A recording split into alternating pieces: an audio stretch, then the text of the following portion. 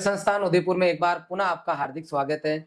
जैसे कि आपको पता है, मैं हर वीडियो के अंदर कई बार ऐसे बच्चों से मिलवाता हूं जिन्होंने या तो टॉप किया है या फिर एक साधारण बच्चे से अलग किया है।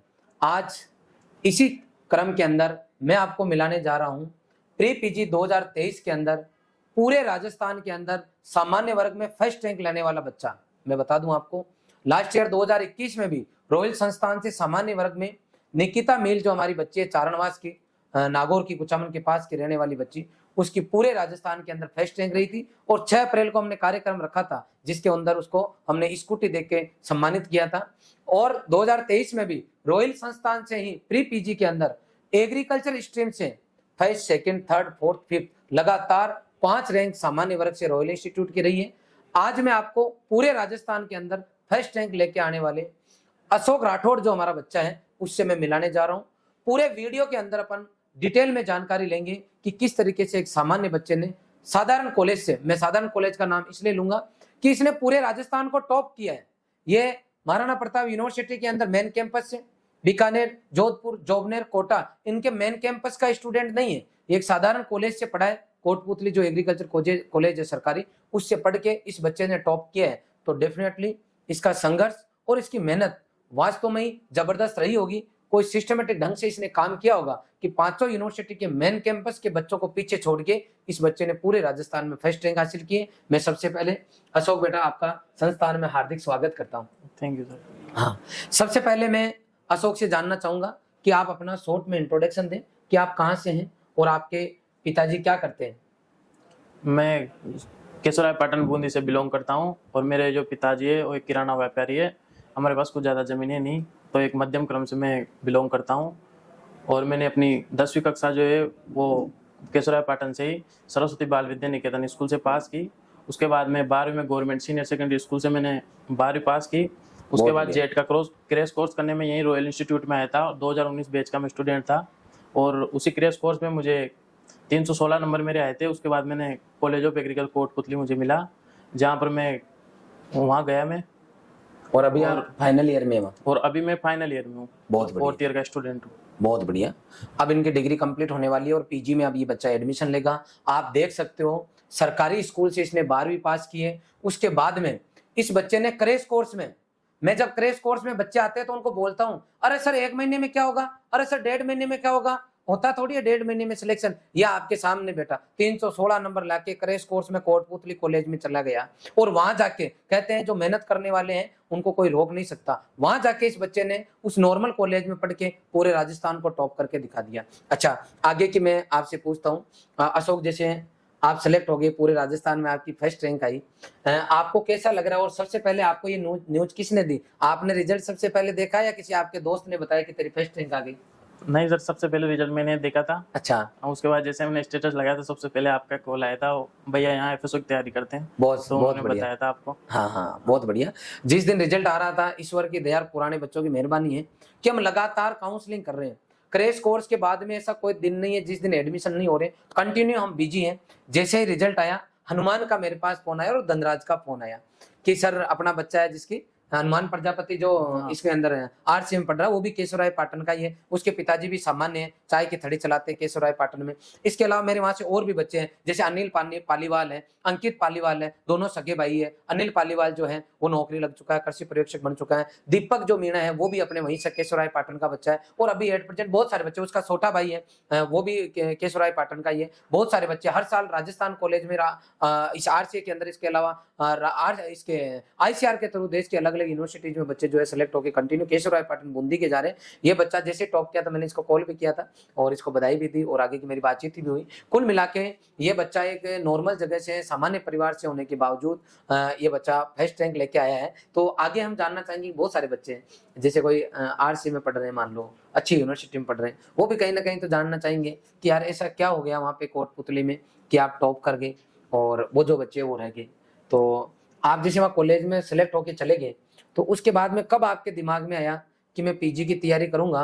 मेरी कॉलेज बशर्ते बहुत अच्छी नहीं है, लेकिन मैं पीजी बहुत अच्छे से करूंगा और बहुत अच्छे डिपार्टमेंट से करूंगा। तो आपके कब ये दिमाग में आया कि मैं जो है अब तो सर है ना पढ़ के और अभी से तैयारी चालू कर दूं ताकि मेरी अच्छी रैंक आ जाए? ये सर सर जब मैं स्टार्टिंग में गया तभी मैंने सोच लिया था भाई एमएससी तो करनी है। ठीक है। तो मेरे पास दो ऑप्शन थे, या तो मैं वो कोटपुतली कॉलेज छोड़ के दोबारा लॉन्ग ईयर की तैयारी करूं, अच्छा, या फिर मैं आगे एमएससी के लिए कोई अच्छी प्रिपरेशन करूं। बहुत बढ़िया। तो पीजी में जो कोर्स आता है वो तो ये पूरी बीएससी का आता है। बिल्कुल। तो मैंने फर्स्ट ईयर से जो कोर्स चलते हैं बीएससी के वो इस टाइप से पढ़े थे कि आगे वो फायदा मिल जाए पीजी में। मतलब आपने खाली डिग्री नहीं करके आपने लेवल से पढ़ाई की, हाँ वन नाइट फाइट नहीं की कॉलेज में। हाँ, एक कॉलेज में सिस्टम होता है वन नाइट फाइट वाला। वो भी बोलते हैं कि बैक तो आती नहीं, मैं वन नाइट में पास कर लेते हैं, तो पूरे सेमेस्टर मेहनत करने से क्या फायदा, तो फिर लास्ट में आता है उसका रिजल्ट, लास्ट में आता है। मतलब आप यूं कहना चाहते हैं कि मेरी तुक्के से रैंक नहीं आई है, मैंने फर्स्ट ईयर में कॉलेज में जाके ठान लिया था कि मैं 1 साल अब तैयारी नहीं करूंगा, कोटपुतली मिल गई, ठीक है, हर कॉलेज में सेम सिलेबस चल रहा है, मैं ईमानदारी के साथ में बढ़िया मेहनत करूंगा और मेहनत करके अच्छी से अच्छी यूनिवर्सिटी से जो है पीजी करूंगा,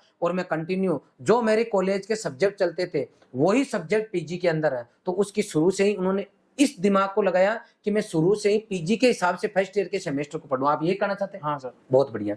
अच्छा, जैसे पीजी का पेपर इंग्लिश में लगता है, कॉलेज में हिंदी में शायद आपकी जो है पेपर वगैरह होते होंगे, उसको लेके आपका क्या कहना है कि क्या एक हिंदी मीडियम का बच्चा पीजी में बढ़िया कर सकता है, और अगर कर सकता है तो किन चीज़ों का विशेष ध्यान रखें कि वो उसको यूं लगे कि नहीं मैं कोई बात नहीं हिंदी मीडियम से हूँ तो भी कर सकता हूँ। आप तो सरकारी में पढ़े, इसका मतलब आप तो हिंदी मीडियम से ही थे।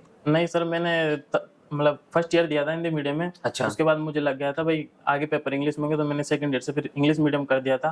पर ये अच्छा। कोई मैटर नहीं करता, चाहे आप हिंदी मीडियम से हो चाहे इंग्लिश मीडियम से हो, क्योंकि आपको जो एंट्रेंस एग्जाम देना है वो ऑब्जेक्टिव देना है, कोई थ्योरी लिखनी नहीं है। बिल्कुल। तो इसका ये बहुत बड़ा होता है। उसके बाद जो टीचर पढ़ाते हैं, अभी रॉयल में भी जो टीचर पढ़ाते हैं, तो वो एकदम मीडियम लेके चलते हैं, लिखाते इंग्लिश में पर समझाते हिंदी में, तो आसानी से कोई दिक्कत नहीं होती, समझ में आ जाता है सब। बहुत बढ़िया। नहीं, जैसे आपका फर्स्ट सेमेस्टर हो गया, कई बच्चे मुझे पूछते हैं, ऐसे जो बच्चे तैयारी करते हैं वो भी पूछते हैं कि सर कॉलेज में जाने के बाद में, हालांकि आपकी जानकारी के लिए बता दूं मैं आईसीआर सेलेक्टेड हूँ और इंदिरा गांधी एग्रीकल्चर यूनिवर्सिटी मेरा सिलेक्शन हो रखा है।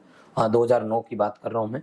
और मैं इंजीनियर हूँ क्योंकि मैथ से था, तो मैथ स्ट्रीम में आपको पता होगा agriculture engineering, dairy technology, food technology, उसमें एक मैथ का बच्चा जा सकता है, और मैथ का चाहे तो एग्रीकल्चर से बीएससी भी कर सकता है। तो मैंने भी मेरी पूरी डिग्री जो है इंग्लिश मीडियम से की और मैं हिंदी मीडियम से हूँ।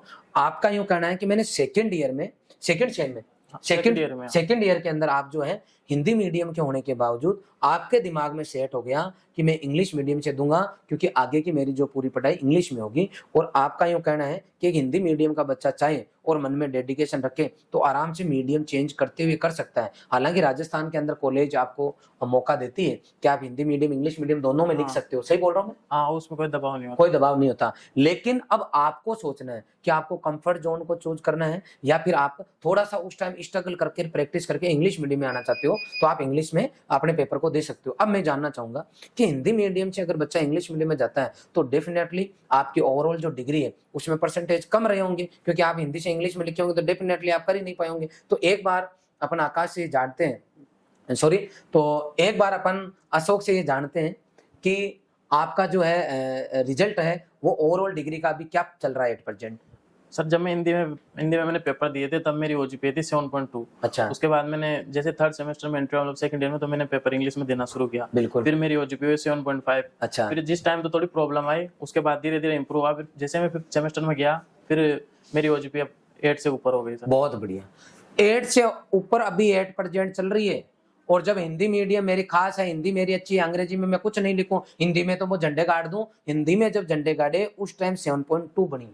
मैं ये कहना चाहता हूं सभी बच्चों को कि हिंदी मीडियम का बच्चा इंग्लिश के लिए थोड़ा सा प्रैक्टिस करेगा तो बढ़िया कर लेगा। मुझे बच्चे फोन करते हैं कि सर डब्ल्यू का कोर्स हिंदी में मिलेगा इंग्लिश में? क्यों बेटा, कौन सी ईयर में हो? सर मैंने तो बीएससी कर ली। अब देखो आप बीएससी करने के बाद में बच्चे के डर देखो कि मैंने बीएससी कर ली सर, लेकिन मेरे से जो है वो इंग्लिश मीडियम में कुछ हो नहीं रहा। आपने प्रयास ही नहीं किया। मैं एक बार इसी टॉपिक पे वापस बात करूंगा क्योंकि इंपॉर्टेंट बात है, ये छोटी बात नहीं है। बच्चे एग्रीकल्चर के ज्यादातर हिंदी मीडियम के ही है, उनको अच्छी बुक नहीं मिलती इंग्लिश मीडियम में और ये प्रयास भी नहीं करते कुछ सीखने का। तो आप मुझे ये बताओगे कि आपने जैसे अपना बेस चेंज किया तो उस टाइम आपने क्या ऐसा सिस्टम फॉलो किया कि आप हिंदी से इंग्लिश लिखना चालू कर दिया? सर मैंने जो मैटर है वो इंग्लिश में पढ़ना शुरू किया, मतलब नोट्स वोट सब इंग्लिश में लिए। मैं हिंदी का भी सहारा लेता था, जैसे कुछ चीज़ समझ में नहीं आती तो पहले हिंदी में पढ़ लेता था, फिर उसी को वापस इंग्लिश में पढ़ता था। बहुत बढ़िया। मतलब आप डिक्शनरी लाओ, इंपॉर्टेंट मीनिंग है उनको लिखो, उनको देखो और कंटेंट को इंग्लिश में पढ़ो और हिंदी को भी देखो, कुछ नहीं समझ में, थोड़ा सा आप प्रैक्टिस करोगे तो 101% कर जाओगे। मैं जब इंजीनियरिंग में था तो फर्स्ट सेमेस्टर पहले साल दिक्कत आई थी, एक बार आप इंग्लिश में लिखने लिख जाते हो तो हिंदी लिखने का मन नहीं करता। मैं सही बोल रहा हूँ गलत? नहीं सर, ये बात सही है। अभी मैंने एक दो हिंदी की बुक ली थी, मैंने कहा चल देखो सुपरवाइजर के लिए लेते हैं। हाँ हाँ, तो समझ में नहीं आया मेरे, फिर मुझे वापस मेरे इंग्लिश के रजिस्टर उठा के पढ़ने पड़े। बहुत बढ़िया। मैं सबसे रिक्वेस्ट करूंगा बच्चों से, अगर आप एग्रीकल्चर से बीएससी कर रहे हो तो आपको खुद को अपने आप को प्रिपेयर करना होगा आने वाले जमाने के लिए। आपको इंग्लिश की प्रैक्टिस करनी चाहिए और सेकंड ईयर से कोशिश करनी चाहिए कि आप इंग्लिश में पेपर दो। अब इंग्लिश मीडियम के बच्चे भी आ रहे हैं इस लाइन के अंदर, इसलिए आपको जो हिंदी मीडियम के बच्चे हैं उनको मेहनत करनी चाहिए। इंजीनियरिंग जो है वो और मेडिकल है वो ऑलरेडी इंग्लिश में ही चलती है। ठीक है, आगे अपनी बात को बढ़ाते हैं। हालांकि इस मैटर पे इतनी लंबी चौड़ी बात करने का मेरा उद्देश्य इतना सा है कि वो बच्चे ये इस बच्चे ने जो किया उसको फॉलो करें। अच्छा ठीक है, अब क्योंकि आपने रिजल्ट क्या बताया कि क्या चल रहा है अभी? 7.8 चल रहा है। तो 7.8 आपका रिजल्ट चल रहा है। इधर आप जो है कहने का मतलब है कि आप कंटिन्यू जो है पीजी के हिसाब से तैयारी कर रहे थे। तो पीजी का आपने कोर्स सबसे पहले कब परचेज किया? रॉयल संस्थान से आप कब जुड़े? जब थर्ड ईयर के लास्ट सेमेस्टर में था, मतलब मेरा 6th सेमेस्टर चल रहा था, तब मैंने पीजी का कोर्स ज्वाइन किया था। उसके बाद 2 या 3 महीने मैंने प्रिपरेशन की थी। अच्छा। तो लगभग 2-3 सब्जेक्ट मेरे कवर हो गए थे। उसके बाद जैसे कॉलेज के एग्जाम आए तो पहले मैंने कॉलेज के एग्जाम दिए। अच्छा। फिर उसके बाद मैंने वापस कोर्स को कंटिन्यू किया था। बहुत और बढ़िया। उसके बाद फिर उस कोर्स की जैसे एग्जाम हुआ, वैलिडिटी खत्म होगी, फिर उसके बाद मैंने 2023 वाले बैच ज्वाइन किया था। बहुत फिर वहाँ बढ़िया। मैंने दोबारा स्टार्टिंग से शुरुआत की। पूरी चीजें आपने पढ़ी। हाँ। अच्छा, कुछ बच्चे ये बोलते हैं कि सर नोट्स हो तो मजा आ जाए, तो आप अपना वास्तविक जर्नी हमारे साथ शेयर करना कि जैसे आप जो यहाँ पढ़ाते थे, जो वीडियो क्लासेज आप लेते थे, कंटेंट जो पढ़ाते थे, उसके रजिस्टर बनाते थे या फिर खाली वीडियो देखते थे, क्या रहता था आपका? नहीं सर, मैंने सारे नोट्स प्रिपेयर किए थे। जो खुद के हाथ के नोट्स लिखे हुए होते हैं वो सबसे ज्यादा समझ में आते हैं, यही मेरी स्ट्रेटेजी रही है। हाँ हाँ। और जो टीचर जो होता है, ऑनलाइन में भी जो क्लास चलती है ऑफलाइन वाली चलती है, तो सब टीचर लिखाते हैं, खूब टाइम देते हैं। ऐसी कोई ये नहीं है कि नोट्स निकलवाने की जरूरत है। नहीं, कई बच्चे ये फोन करके मुझे बोलते हैं कि सर मैं प्री पीजी में ऑफलाइन आके पढ़ना चाहता हूँ वहाँ आके। तो मैं पीजी के जो बच्चे होते हैं स्पेशली उनको मैं विशेष तौर पे बोलता हूँ, क्योंकि आपके बीएससी में पैसे ऑलरेडी घर वालों ने लगा दिए। अब 4 साल बाद में घर वाले आपसे उम्मीद कर रहे हैं कि कहीं ना कहीं मेरा बच्चा सेट हो जाए, नौकरी लग जाए। उस केस में अगर पीजी के लिए भी बच्चा यहाँ मान लो उदयपुर आए या कहीं पर भी XYZ जगह जाए, वहाँ 6-7-8 हज़ार रुपये महीने का खर्च करे, क्या वो जरूरी है? या फिर ऑनलाइन जो पूरी साल आपने रोल से पढ़ा कंटेंट, क्या उस कंटेंट के थ्रू जो हम सिस्टम ऑनलाइन दे रहे हैं, मैं ऐसे वीडियो बना के कहता रहता हूँ कि ऑफलाइन जैसी फीलिंग आपको ऑनलाइन में आएगी, तो क्या ये बात सही है या फिर केवल हवाई है? नहीं सर, बिल्कुल सही है। जो ऑफलाइन में जो पढ़ाया जाता है वही ऑनलाइन में पढ़ाया जाता है, उसमें कोई ये नहीं है। वो एक्सरसाइज सी टाइप में मिलती है। जैसे कोई टॉपिक पूरा होता है तो उसकी डीपीपी एक्सरसाइज सीट मिलती है, उसी से क्वेश्चन लगा लो। मैंने भी जैसे 3-4 बार रजिस्टर पढ़े तो 3-4 बार मैंने एक्सरसाइज सीट भी लगाई है। अच्छा, मतलब आपने ऑब्जेक्टिव भी सोल्व किए? हाँ, ऐप में कम से कम 10,000 के आसपास ऑब्जेक्टिव है सर पीजी के रॉयल वाले में। अच्छा, तो आपने एक एक क्वेश्चन लगाया? हाँ, मैंने 3-4 बार लगाए हैं। मैंने जैसे मैं रजिस्टर पढ़ता था उसके बाद क्वेश्चन लगा लेता। मतलब थ्योरी पढ़ने के बाद में जस्ट ऑब्जेक्टिव सोल्व करते और कोई समस्या होती तो पूछते, या फिर उसमें चैट का ऑप्शन आता है, आप डायरेक्ट लाइव में भी लाइव ले रहे हो तो पूछ सकते हो, लेकिन जब आप ऑब्जेक्टिव सोल्व कर रहे हो मान लो रात के 2 बजे, तो भी उसमें ऑप्शन आता है, वहाँ आप कमेंट डाल दोगे तो आपके पास आंसर आ जाएगा।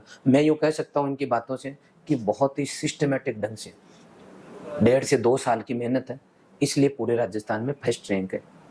और वर्तमान टाइम में जो सिस्टम चल रहा है, जमाना चल रहा है, कॉलेज में जाने के बाद में बच्चे वन नाइट फाइट करते हैं और एक दूसरे जूनियर सीनियर से मिलके देखो वो ये करते हैं वो ये करते हैं, उससे बढ़िया है आप उनको आदर्श बनाओ जो कुछ अच्छा कर रहे हैं।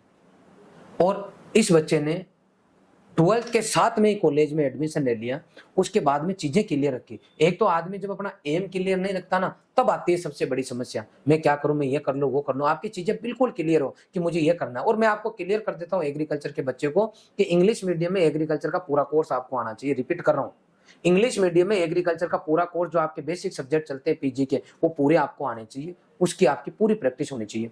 आगे मैं पूछता हूँ, फैकल्टीज के बारे में बात करता हूँ। मैं बच्चों को कहता हूँ कि एक गाड़ी के अंदर, बस के अंदर, प्लेन के अंदर, कार के अंदर जो इंजन का रोल होता है, वो किसी भी इंस्टीट्यूट के लिए स्टाफ का रोल होता है। अगर इंजन में दम नहीं हो तो आप अपना जो टारगेट है वहां पे नहीं पहुंच पाओगे। और अगर स्टाफ में दम नहीं हो, व्यवस्थित नहीं हो, कंटेंट में दम नहीं हो, और कंटेंट को समझाने वालों में अगर दम नहीं हो, दम इन द सेंस कि इस तरीके से पढ़ाया जाए कि एक सामान्य से सामान्य बच्चे के समझ में आ जाए, चाहे वो कहीं से भी यूजी कर रहा हो, तो अगर बढ़िया पढ़ाया जाएगा तो एक नॉर्मल बच्चे को लगेगा कि नहीं यार मैं भी पढ़ के कुछ कर सकता हूँ।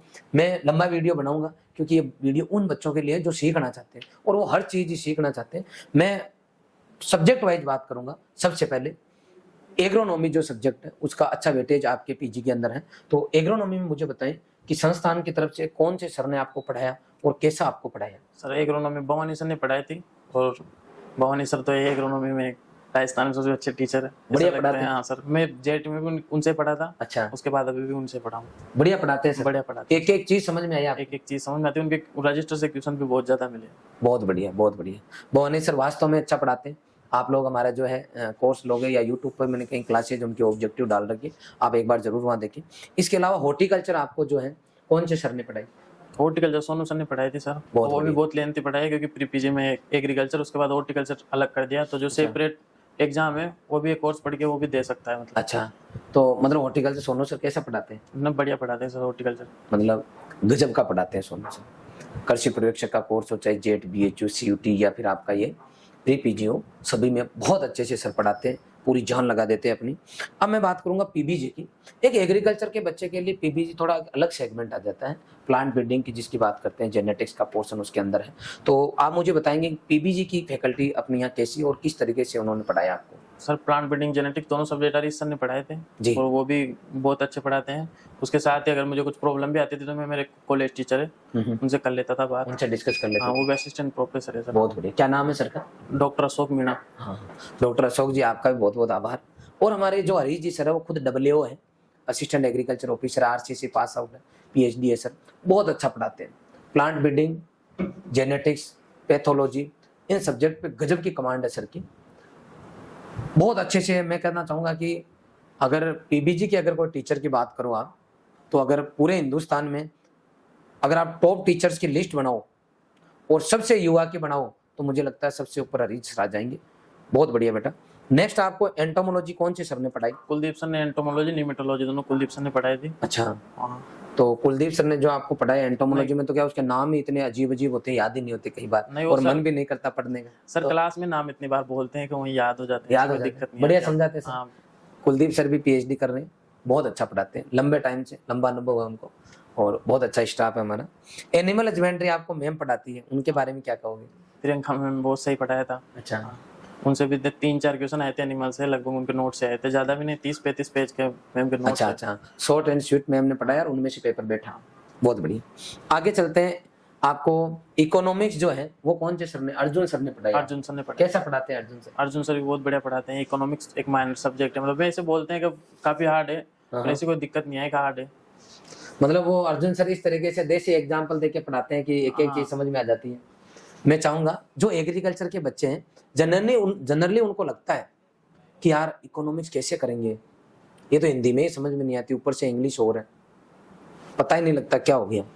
लेकिन अर्जुन सर बहुत मेहनती है, बहुत अच्छे से समझाते हैं, नॉर्मल एग्जाम्पल देके एक एक बच्चे के समझ में आता है। ऑफलाइन में बच्चे थे, उनसे मैंने प्रॉपर फीडबैक लिया और ये आपके सामने टॉपर भी बैठे हैं, अच्छा पढ़ाते हैं, बहुत बढ़िया। नेक्स्ट अगर मैं चाहूंगा एक्सटेंशन आकाश सर ने आपको पढ़ाई। मैंने कहा था आपको इस रॉयल इंस्टीट्यूट के अंदर 12 सब्जेक्ट पीजी के लगभग 12 से 15 टीचर पढ़ाते हैं। और कहीं मुझे लगता है या हमारी टीम को लगता है कि नहीं यार एक फैकल्टी और एक्स्ट्रा दी जाए, तो एक्स्ट्रा और दे देते हैं। कंटेंट पढ़ाने में और फिर प्रैक्टिस में दोनों में कोई कमी नहीं छोड़ते।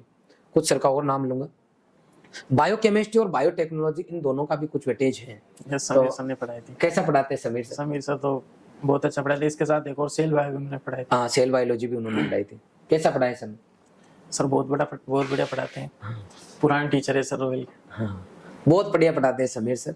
किसी भी बच्चे को टेंशन लेने की जरूरत नहीं है, चाहे वो हिंदी मीडियम का क्यों ना हो। एक एक चीज बेटा आपके समझ में आएगी। और सब्जेक्ट वाइज मैंने लगभग बता दिया आपको। आपकी स्टेट जो है वो मैम ने पढ़ाई थी। कैसा पढ़ाया मैम?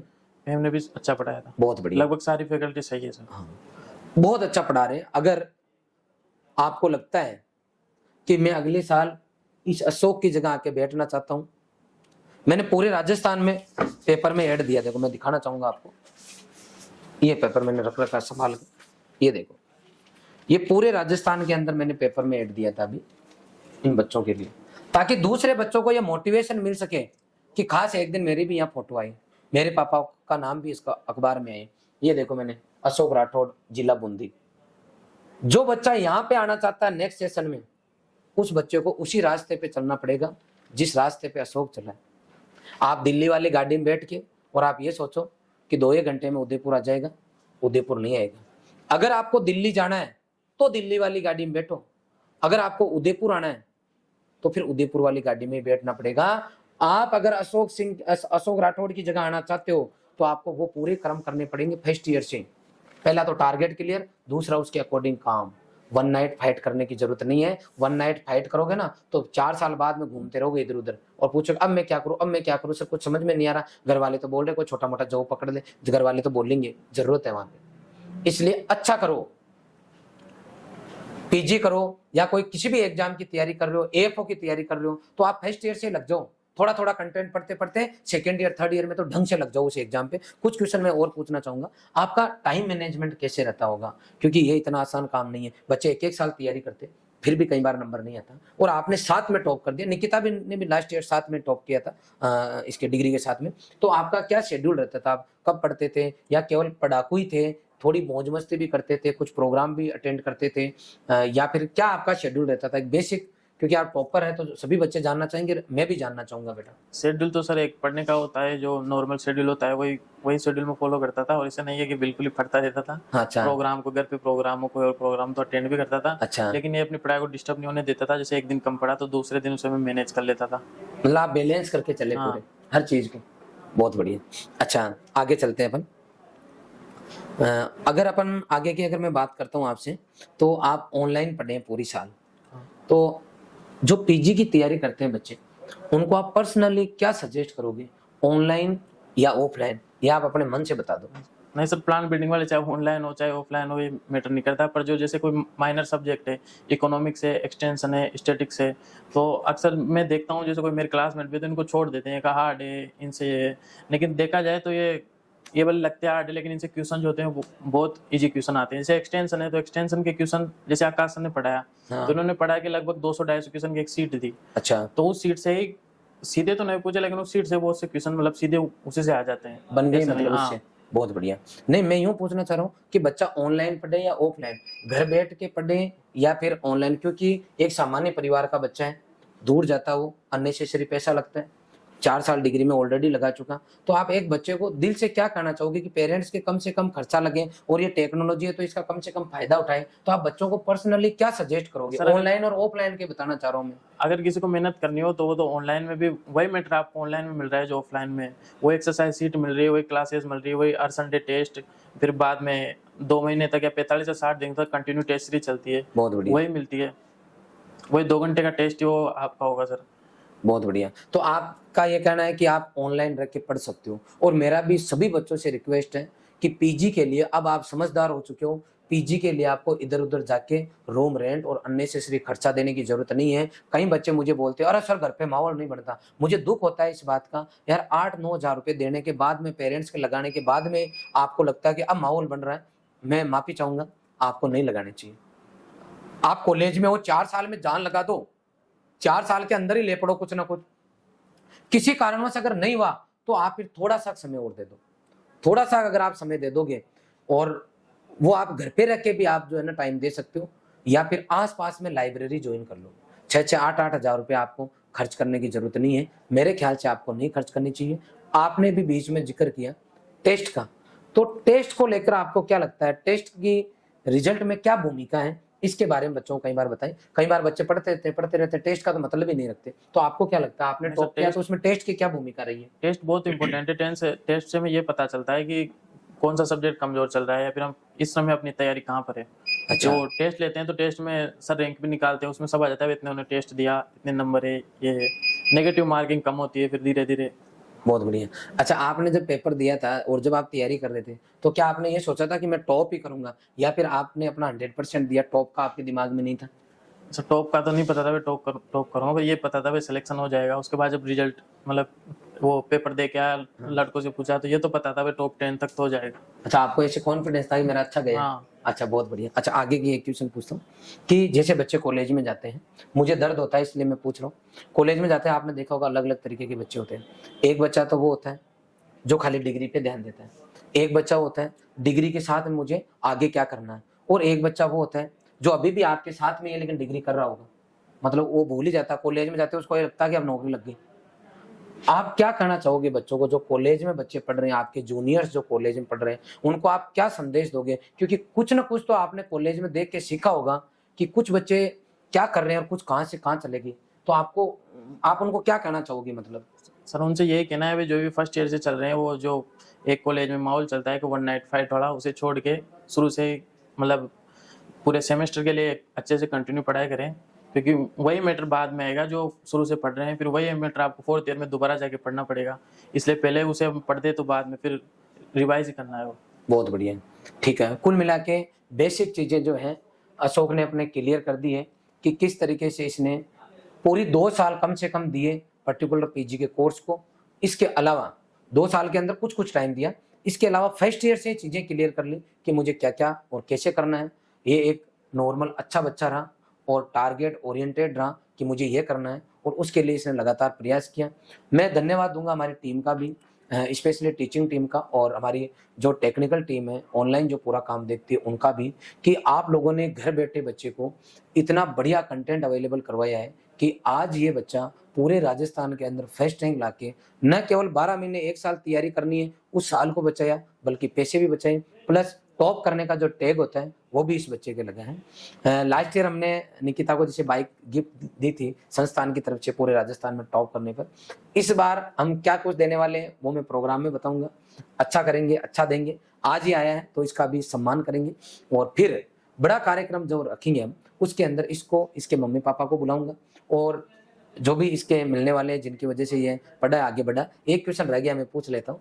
आपको पढ़ाई की प्रेरणा किन से मिली है, और आप इन फ्यूचर क्या करना चाहते हैं, और कौन से डिपार्टमेंट से आप एमएससी करना चाहते हैं? ये क्वेश्चन रह गए थे, ये भी पूछता हूँ आपको। सर जो पीपीजी की तैयारी की उसके लिए तो मैं, एक तो रॉयल संस्थान है और मेरे जो कॉलेज का स्टाफ है वो, और मेरे पेरेंट्स हैं, उन सबको धन्यवाद देना चाहता हूँ। हाँ। और जो आगे के लिए जो मोटिवेशन है वो सबसे ज्यादा मेरे कॉलेज के एक टीचर है, हाँ जी। डॉक्टर अशोक मीणा, अच्छा, प्लांट अशोक जी। बिल्डिंग से असिस्टेंट हाँ, हाँ। प्रोफेसर है। वो मुझे बताते रहते हैं भाई ये सब्जेक्ट से, वो हमेशा गाइड करते रहते हैं। बहुत बढ़िया, बहुत बढ़िया। अच्छा, आप आगे पीजी किस सब्जेक्ट से करोगे? क्योंकि आपके पास पूरी चॉइस है, कुछ भी ले सकते हो आप, agronomy, horticulture, animal, soil science, pathology. तो आप क्या चाहते हो, किस में करना चाहते हो? Soil science. अच्छा, सॉइल साइंस से करोगे। लास्ट क्वेश्चन आपसे पूछता हूँ, आप पढ़ाई कर रहे हो, अच्छा शुरू से आप पढ़ रहे हो, सब कुछ बढ़िया कर रहे हो, सॉइल साइंस से आपने एमएससी कर ली, मान लो इन फ्यूचर आपने पीएचडी कर ली, लास्ट आपका एम क्या है कि आप क्या करना चाहते हो इन फ्यूचर, देश के लिए, परिवार के लिए, घर के, आपके खुद के लिए? सर अब तो एमएससी करके उसके बाद नेट देके मैं एआरएस की तैयारी करूंगा, जो एग्रीकल्चर रिसर्च साइंटिस्ट होता है। बहुत बढ़िया, बहुत बढ़िया, बहुत अच्छा बेटा। अशोक, आज आपने सब कुछ अपनी बातें जो है दिल से जो आपने की है, आप खुद जिस रास्ते पे चले हो वो सभी हमारे साथ शेयर किए, और मैं ईश्वर से भी प्रार्थना करता हूँ कि आप जो चाहते हो अपने लाइफ में वो आपको मिले। मेरे पास अभी कल परसों बच्चा आया था, 2015 बैच का बच्चा है, उसका नाम है आनंद फड़ोदा। वो बच्चा रहने वाला है श्राद्धना का, तो वो उसके भतीजे का भाणजे का एडमिशन करवाने यहाँ आया। तो वो क्या था, 2015 के अंदर यहाँ पे जब वो आया था तो वो श्राद्धना स्कूल से 12वीं के पेपर दे के आया क्रैश कोर्स में आपकी तरह। तो जब वो क्रैश कोर्स में आया तो यहाँ 12वीं का पता आपको रिजल्ट आता है क्रैश कोर्स में, हाँ। है ना? तो मेरा भी रिजल्ट यही आया आया तो था। फेल हो गया है, आपका भी यहाँ थे तभी आया होगा। तो पेपर दे रहा था तब आया था। हाँ, तो वो बच्चा क्या हुआ, जब क्रैश कोर्स के बाद में, क्योंकि मार्च में हो जाता है बोर्ड के एग्जाम और मई के आसपास, अप्रैल मई में आता है रिजल्ट, और उस टाइम बच्चे क्रैश कोर्स कर रहे होते हैं, वो हो गया फेल, खत्म हो गया केस। अब वो फिर रोयल उसको इतना पसंद आ गया कि सर मैं तो 12वीं करूंगा, यहीं से करूंगा। उस बच्चे ने 12वीं की, 12वीं के साथ उसने जबरदस्त मेहनत की, उसके ज्यादा परसेंटेज तो नहीं बने, 71 बने, और 10th में भी उसके ज्यादा नहीं थे, 46% थे 10th में, और 12th रिपीट किया यहाँ रहते तो 71 नहीं बने। उस time pure chemistry, pure biology आती थी, उस टाइम की बात है। 71 के साथ में 12वीं के साथ में वो जॉबनेर कॉलेज चला गया। जब वो बच्चा 3rd ईयर में था तो आपको पता नेशनल सीड कॉर्पोरेशन के अंदर एक पोस्ट आती है, ट्रेनिंग की एक पोस्ट आती है, उसके अंदर उस बच्चे का हो गया। अब फिर उसने फोन किया कि सर मेरे को घर वाले परिवार वाले दबाव बना रहे कि तू नौकरी ज्वाइन कर ले, नौकरियां कहाँ है? मेरे को उसने फोन किया कि सर मैं ज्वाइन करूं या इसको नौकरी को छोड़ दूं। तो मुझे पता है रणजीत सिंह जी उसके फादर का नाम है और वो यहाँ एडमिशन कराने आए थे, तो मुझे उस टाइम का याद है, उसके पिताजी भी सुपरवाइजर थे, तो उस टाइम की याद थी मुझे। तो जब उसने फोन किया तो मैंने कहा बेटा अभी भी कंपटीशन है, आप अगर आज पेपर फाइट करके लग रहे हो तो बाद में भी लग जाओ, मुझे पता आप बढ़िया करोगे, इसलिए आप तो कंटिन्यू पढ़ते रहो। उसने वो जॉब छोड़ दी और कंटिन्यू पढ़ता रहा। उस बच्चे ने एमएससी कर ली और अभी फाइनल ईयर का स्टूडेंट है, बीकानेर से वो बच्चा पीएचडी कर रहा है। और मुझे पूरी उम्मीद है कि वो बच्चा जो है कुछ नया करेगा, कुछ अलग करेगा। जैसे वो बच्चा बढ़िया करेगा मैं सभी हमारे बच्चों से मिलाऊंगा, बड़ा कार्यक्रम रखूंगा उस टाइम। उसी तरीके से अशोक आपसे भी हमें पूरी उम्मीद है कि आप जो चाहते हो वो आपको ईश्वर दे, वो मिले, और आप जिस डिपार्टमेंट में जाके देश सेवा करना चाहते हो और कृषि वैज्ञानिक बन के आप किसानों के लिए जो आपको लगता है कि ये चीज़ों की अभी भी ज़रूरत है, उनके लिए आप डेफिनेटली अपने देश के लिए, किसानों के लिए आप काम करें, ऐसी हमारी शुभेच्छा है। और मैं चाहूँगा कि आप जो है बड़े अधिकारी बन के एक बार संस्थान में जरूर पधारें, और जो हम नया वो कार्यक्रम रखेंगे एनुअल बड़ा कार्यक्रम, जिसमें आप अपने पेरेंट्स के साथ में पधारें, ताकि हम उनको एक गर्व का अनुभव करा सकें। और आपके गिफ्ट की घोषणा भी मैं उसी टाइम करूंगा। और अभी आज क्योंकि आप हमारे बीच में पधारे हो तो मैं आपका सम्मान करूंगा। अब मिलेंगे अपन नेक्स्ट वीडियो में किसी इसी तरह के स्टूडेंट से, और आपको मैं पूरी कोशिश करूंगा कि आप हर वीडियो शेयर करें, देखें, ताकि आप भी मोटिवेट हो सके और देख के कोई दूसरा भी हो सके। Thank you.